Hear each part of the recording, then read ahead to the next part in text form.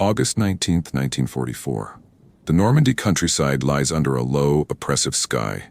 Rain has fallen in the night, turning every track into churned mud. The air carries the smell of wet earth, cordite, and decaying apples from shattered orchards. Deep inside the Falaise Pocket, in a reinforced concrete bunker once built by the French and now flying the black-white-red war flag, SS-Obergruppenführer Paul Hausser stands motionless before a large situation map pinned to the damp wall. He is 59 years old, tall, spare, the posture still ramrod despite the exhaustion etched into his face. The black patch over his left eye, lost to a Russian bullet on the Eastern Front in 1915, gives him the aspect of a figure from classical tragedy. The remaining eye is ice blue, analytical, almost cold. He has commanded divisions, corps, armies. He has retreated before, across the Ukraine, across Poland. He knows how defeat feels in the bones. Around the map table, his staff waits in silence. The room is lit by a single hanging bulb and the gray daylight leaking through the observation slit. Charts, radio logs, and empty coffee cups litter the surfaces. The distant thump of artillery is a constant undertone, like a heartbeat that will not stop. On the table rests the latest Führer order, decoded and typed on a single sheet. The 7th Army and Panzer Group West will hold their present positions under all circumstances. A decisive counterattack will be launched at the earliest possible moment to restore the situation. No withdrawal is permitted without my personal approval. Adolf Hitler. Hausser has read it 4 times. Each reading confirms the same impossible demand. He turns to his chief of staff, Oberst IG Rudolf Christoph von Gersdorf. Hausser, current strength returns? Gersdorf, 7th Army and attached units, approximately 95,000 men, 280 tanks and assault guns operational or repairable, 1,100 artillery pieces of all calibers.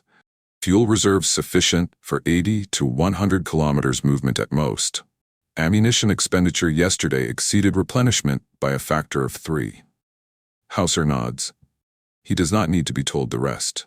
The map tells it plainly. Red arrows, Canadian 1st Army from the north, British 2nd Army holding the hinge, American 3rd Army sweeping up from the south and west, converge on the pocket like the fingers of a closing fist.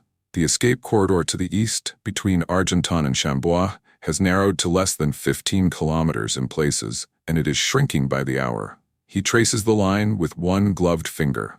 Roads clogged, bridges contested, every open field dominated by Allied fighter bombers. Major Hans von Luck, liaison from the 21st Panzer Division, speaks up. Von Luck. The men call the roads Todesstrecken, death stretches. They move only at night now. By day the Jabos own the sky. A single battery unlimbering can expect visitors within minutes. Hausser has seen the evidence himself. Columns shredded, horses tangled in their traces, vehicles burning like torches, men diving into ditches only to be machine-gunned as they run.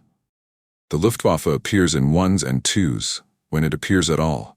He looks at his wristwatch, 7:15. A plain Junghans officer's model, synchronized that morning with army time. Time. Always time.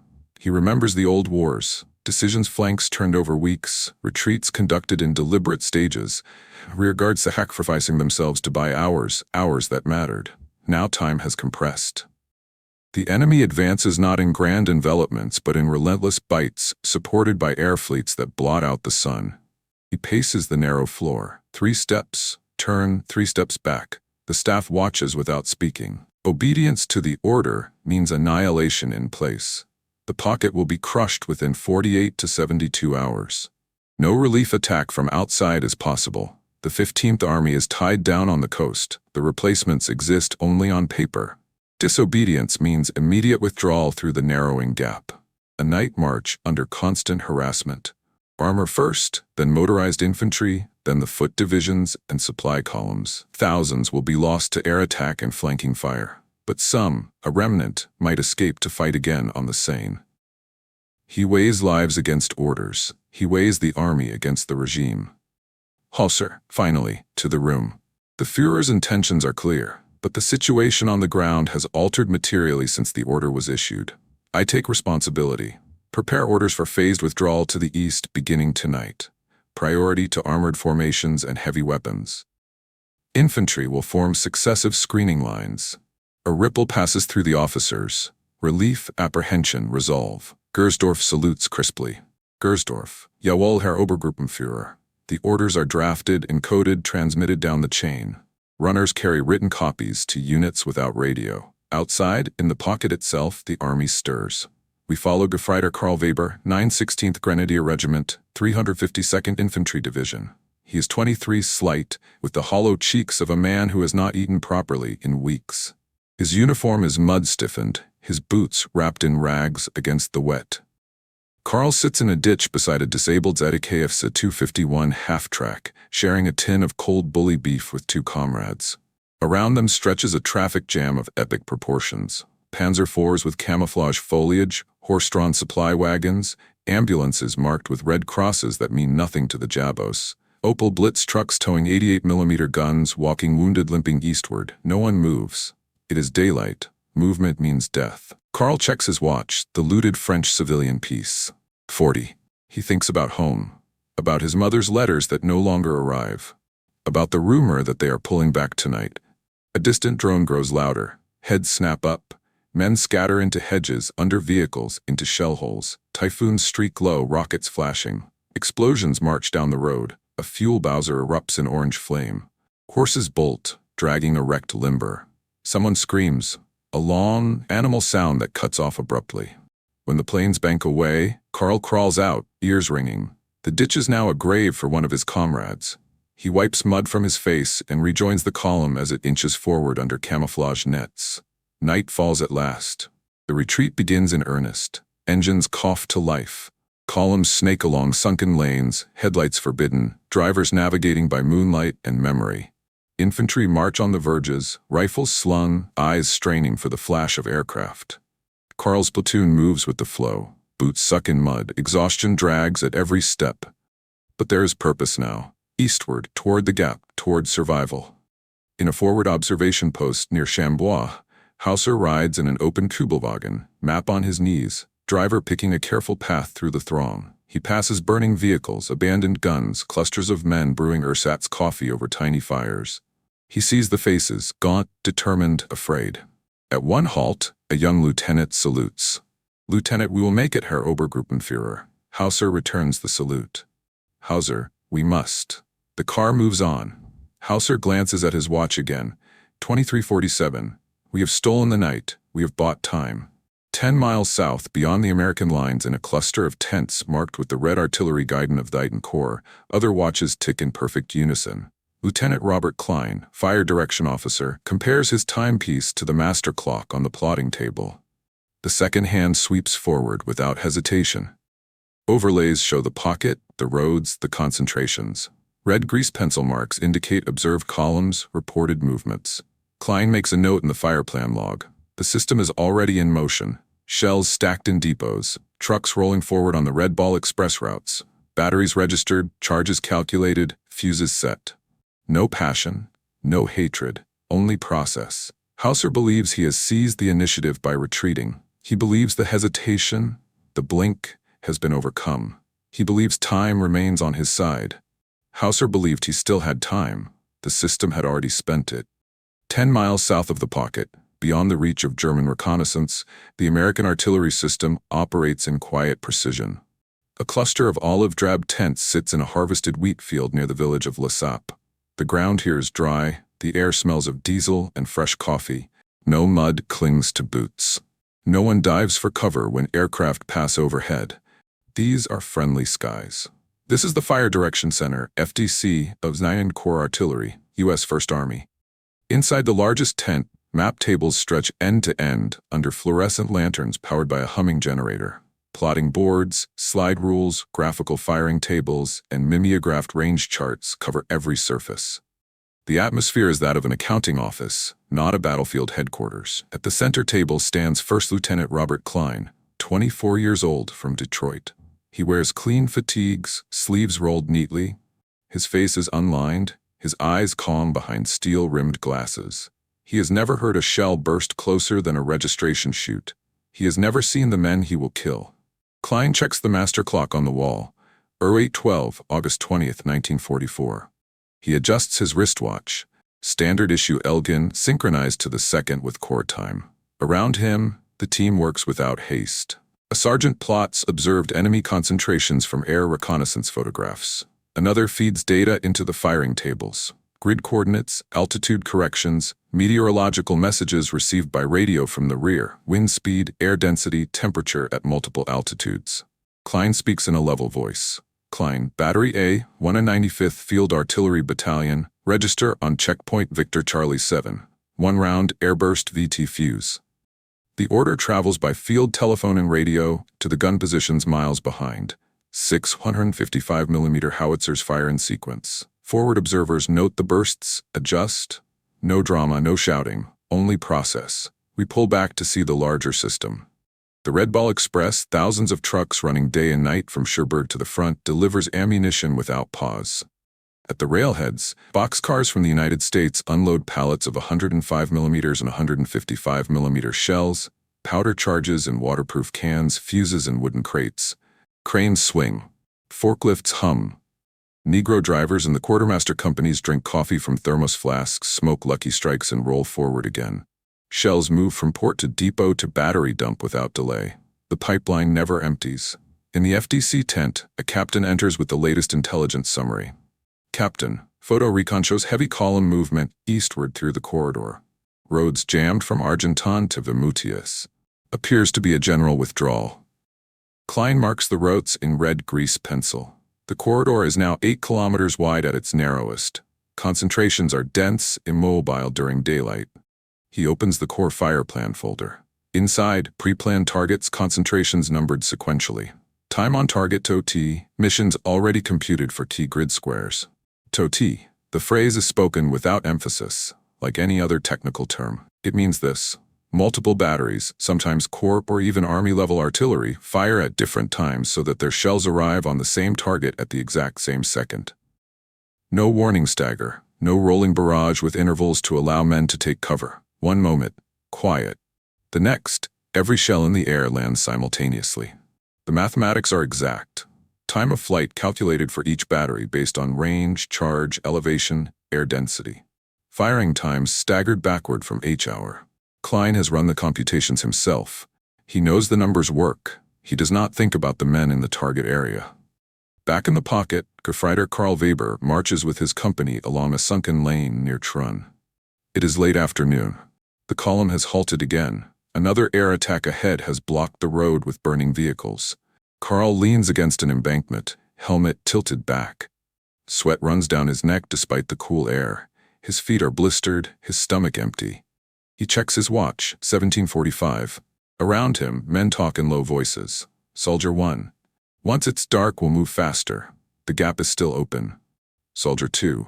They say the Amis have Poles and Canadians closing from the north, but their artillery hasn't been bad the last day or two. Karl nods. He has noticed it too. Sporadic shelling, nothing like the drumfire of Mortain.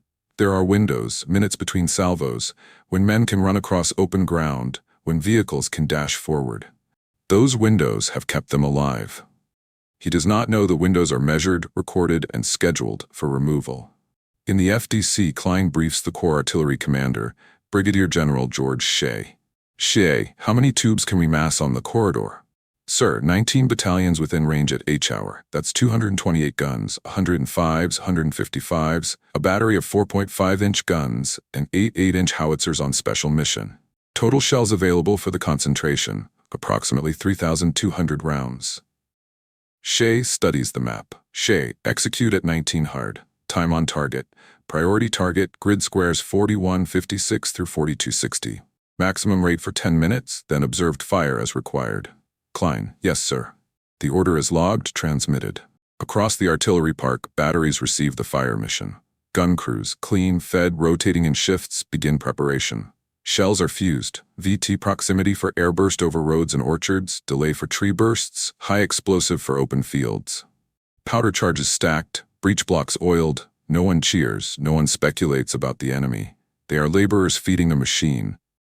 We follow one shell. Serial number stamped in Detroit 6 months earlier, shipped across the Atlantic, trucked forward, now lifted by 4 men into the tray of a long tom 155mm. The gun captain sights along the barrel. Elevation set. Traverse checked. He waits for the firing time. Back in the pocket, Paul Hausser's command vehicle edges through the press near Chambois. The corridor is a river of men and machines flowing east. He stops to speak with a traffic control officer. "Officer, we're averaging 2 kilometers per hour, sir.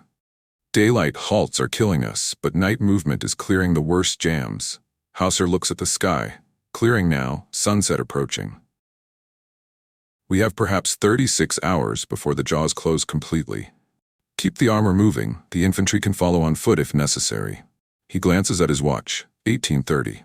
"We are through the worst. The enemy has not reacted with decisive force. Time is holding. He does not know that time is no longer his to spend." In the FDC, the master clock reads 18:57. Kline gives the final check. Kline: "All batteries report ready. Meteorological data updated. Execute TOT at 19:00 exactly." The telephone operators relay the command. Across the fields, stopwatches are clicked. Gun captains raise hands. At distant batteries, the first guns fire, at staggered seconds backward from the target time. Shells arc into the evening sky, invisible, silent. In the corridor, Karl Weber's column lurches forward again. Men smile grimly. Darkness is only minutes away. Karl checks his watch one last time. 18:59. He thinks, another hour and we'll be clear. The second hand reaches 12. Somewhere high above, thousands of shells converge on their calculated paths. No sound yet, only motion. The machine has begun its execution. This wasn't courage versus courage. This was time versus flesh. August 20th, 1944, 1859-47. The evening light is soft, almost golden, over the Normandy fields. In the corridor east of Chambois, the German columns move again, slowly, haltingly, but with the grim momentum of men who believe escape is measured in hours. Gefreiter Karl Weber walks in the ditch beside a stalled column of trucks. His platoon has been marching since dusk the previous night, snatching brief halts in orchards and hedgerows. Exhaustion has become a constant companion, like the weight of his rifle or the mud caked on his boots.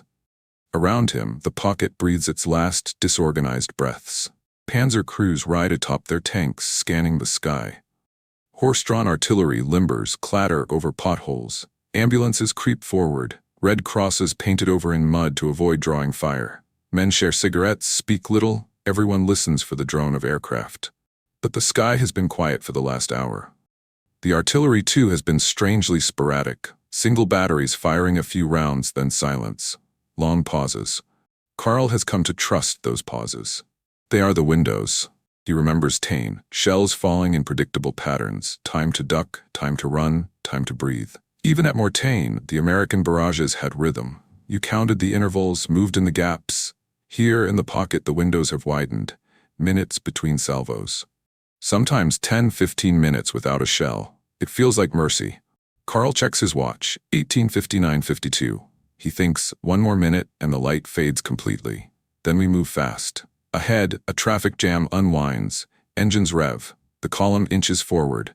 No one hears anything yet. The shells are still high, still silent, still converging.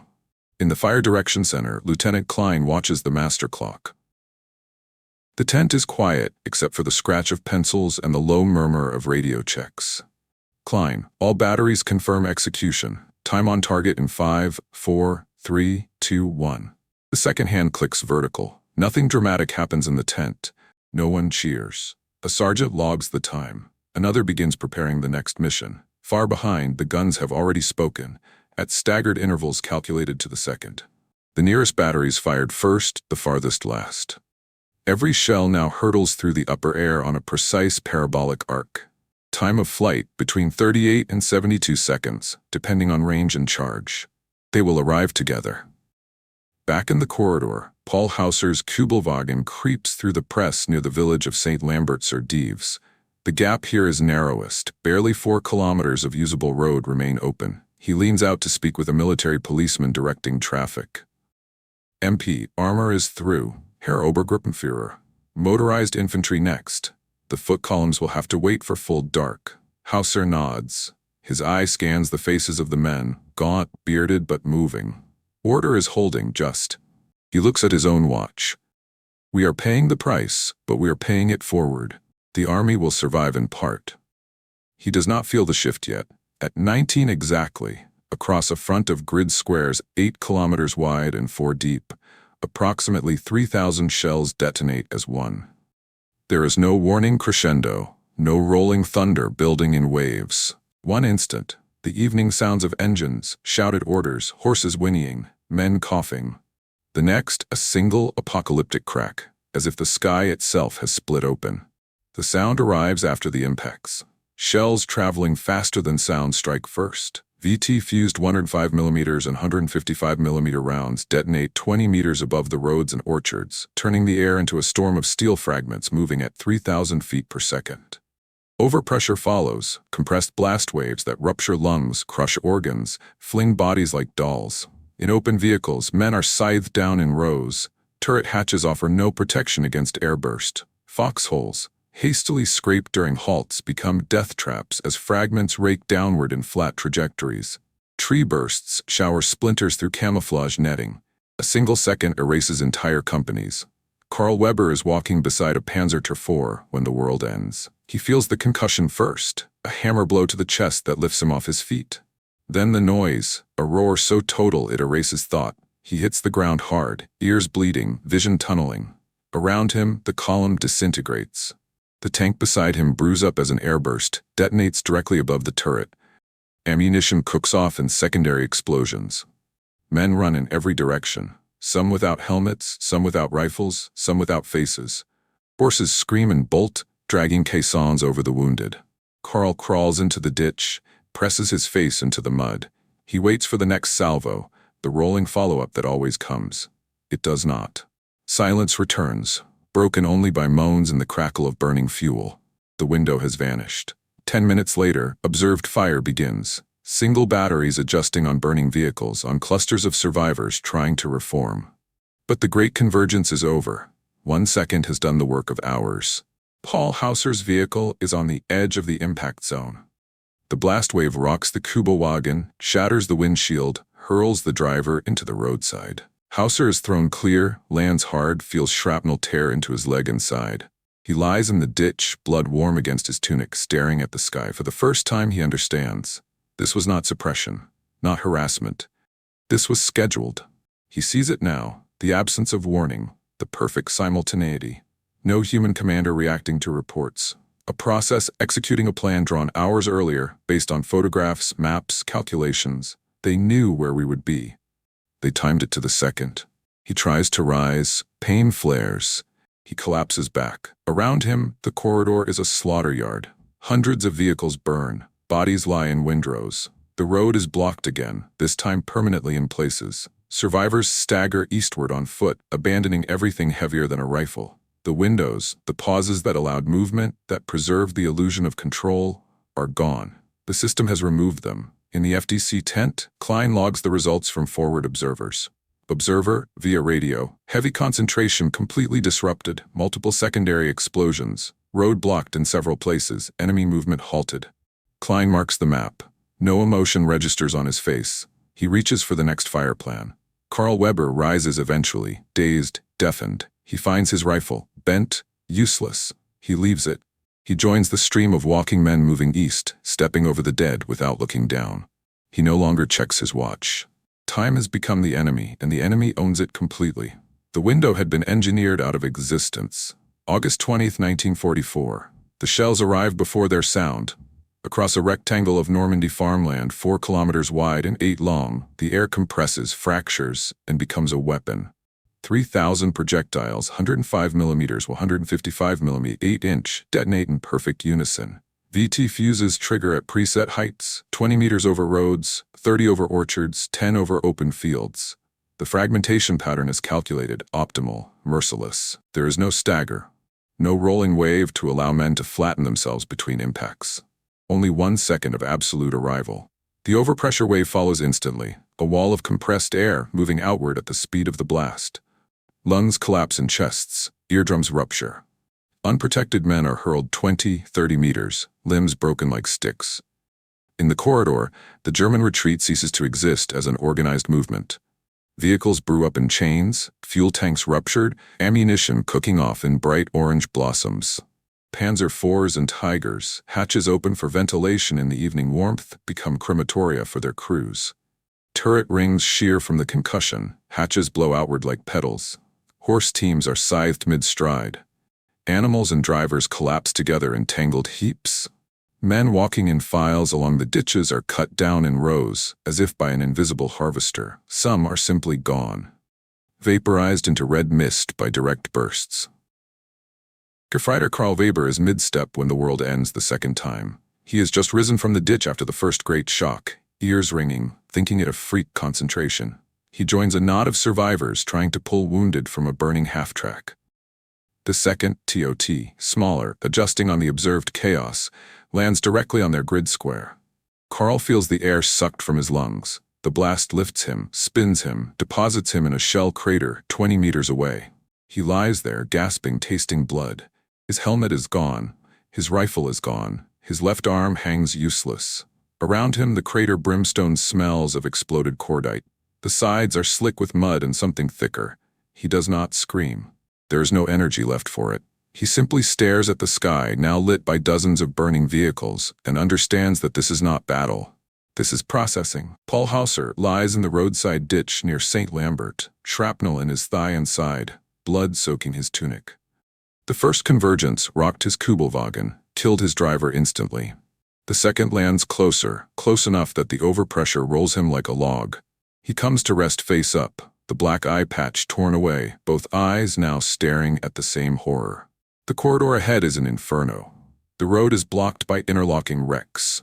Secondary explosions ripple down the column like firecrackers. Men run past him, some on fire, some dragging comrades, some simply running until they fall. Junior officers try to rally stragglers, voices lost in the din. One lieutenant, face black with powder, kneels beside Hausser. "Lieutenant, Herr Obergruppenführer, are you wounded? We must get you rearward." Hausser waves him away. "Hausser. No, look." He gestures weakly toward the carnage. "Hausser, this is not defeat by arms. This is scheduled." The lieutenant does not understand yet. He salutes, runs off to gather men. Hausser remains in the ditch, watching. He sees the pattern now, clear as a staff exercise. The enemy did not react to the retreat. They anticipated it. They photographed the columns from the air, plotted the roads, calculated the speed of march, the inevitable daylight halts. They scheduled the convergence for the moment of maximum density. No passion, no hatred, only math. They could adjust fire on the survivors because the survivors were already accounted for in the plan. A third, smaller TOT lands farther east on a reported concentration of armor trying to bypass the jam. The sound rolls over Hausser like distant thunder. He closes his eyes. The Prussian training, the belief in will, in leadership, in the decisive stroke, crumbles inside him. He commanded an army this morning. Now he commands a slaughter pen. In the Fire Direction Center, Lieutenant Kline monitors the reports. Forward observer, radio calm. Target 1458, complete disruption, multiple fires, secondary explosions continuing, enemy personnel streaming east on foot, request adjustment to grid 4261, new concentration observed. Kline marks the adjustment, issues new firing data. The machine shifts seamlessly to the next phase. No pause for assessment, no moral hesitation. The guns reload, relay, fire again. Karl Weber drags himself from the crater. The world is muffled, distant. He walks eastward because that is the only direction left. He passes scenes that no longer register as human. A Panther tank upside down in a ditch, turret blown 20 meters away. A field hospital tent collapsed, red crosses invisible under blood and earth. A young soldier sitting against a tree, both legs gone, smoking a cigarette with mechanical calm. Karl keeps walking. He no longer thinks of survival in terms of days or hours, only steps. Behind him, the artillery continues, methodical, observed, adjusting. The system does not rage. It does not exult. It simply executes. Paul Hausser is eventually found by his staff, carried to an aid station on a makeshift stretcher. A doctor probes the wounds, injects morphine. "Doctor, you will live, Herr Obergruppenführer. We will evacuate you across the Seine." Hausser stares at the tent roof. "Live." He almost laughs. The army he commanded this morning is gone. Not defeated in maneuver, not outfought by better soldiers, erased by synchronization, by slide rules and watches and logistics chains stretching to another continent. He sees it completely now. Courage was irrelevant, loyalty was irrelevant, even brilliance was irrelevant. The enemy did not need to be better. They only needed to be on time. And he blinked. They could fight soldiers. They could not fight math. August 21st, 1944. Dawn. The Falaise Pocket is no longer a pocket. It is a graveyard. The corridor, once a river of men and machines flowing east, has become a charnel path. Burned-out vehicles line the roads in endless rows, turrets askew, tracks unraveled like ribbon. The fields are carpeted with the dead. German soldiers in field gray, horses in grotesque poses, the occasional Polish or Canadian tanker who pressed too far. The smell is heavy, cordite, burning rubber, diesel, and the sweet rot stench of flesh exposed to summer sun. Survivors trickle eastward on foot. Fewer than 40,000 of the original 100,000 will cross the Seine. Most weapons heavier than a rifle have been abandoned. The 7th Army, as a formation, has ceased to exist. Gefreiter Karl Weber is one of the walkers. He has no unit now. His regiment was scattered in the convergence. He moves with a loose knot of stragglers, men from half a dozen divisions, faces blank, rifles slung or discarded. His left arm is bound in a crude sling fashioned from a torn uniform blouse. The pain is distant, muffled by shock. He no longer looks at his watch. The glass is cracked, the hands frozen at 1900. He does not need it. Time has revealed itself as something that belongs entirely to the enemy. Paul Hausser is evacuated that night. Stretcher bearers carry him to a forward dressing station, then by ambulance to a field hospital behind the Seine. Surgeons remove shrapnel from his leg and side. Infection is stanched. He will keep the leg. He will live. As the morphine takes hold, he stares at the canvas ceiling. He sees the second again and again, the single perfect arrival of every shell.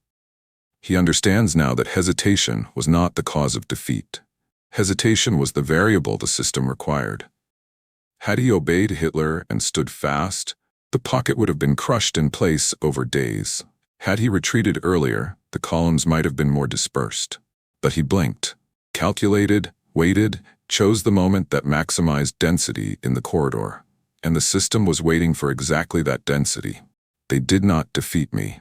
They processed me. In the Fire Direction Center near Le Sap, the tents are already struck. Lieutenant Robert Kline packs his plotting boards and firing tables into crates. The guns have displaced forward. New targets await beyond the Seine. He feels no triumph. The mission was executed within parameters. Ammunition expenditure acceptable. Effect on target total. He drinks coffee from a tin cup, thinks briefly of Detroit, of his father's assembly line at Ford, of shift whistles and time clocks. Then he forgets it. The machine moves on. Years pass. Paul Hausser survives the war, captured in 1945, interrogated, released in 1947. He lives quietly in post-war Germany, writes no memoirs, speaks rarely of Normandy. But the second returns to him at night. Not the noise, not the blood. The silence before, the absolute absence of warning. The realization that human decision had become irrelevant. He understands that Falaise was not a battle won by courage or lost by cowardice. It was an outcome scheduled weeks earlier in depots and ports, computed on slide rules, delivered by synchronized watches. The American system was not cruel. It was empty. Efficient, relentless, morally weightless. Responsibility had evaporated somewhere between the factory floor in Pennsylvania and the gun pit in Normandy. No single man had decided to erase an army. Only the process had. Karl Weber also survives, barely. He crosses the Seine with the remnants, is reassigned to a scratch division on the West Wall. He fights through the winter, surrenders to the Americans in April 1945. He returns to Cologne, rebuilds a life, marries, raises children. He never speaks of the pocket. But sometimes, when a clock strikes the hour precisely, or when thunder rolls without warning, he flinches. He knows what perfect synchronization feels like. It feels like the end of meaning. The Falaise Pocket enters history as a great Allied victory. Textbooks cite the numbers. 10,000 killed, 50,000 captured, hundreds of tanks destroyed.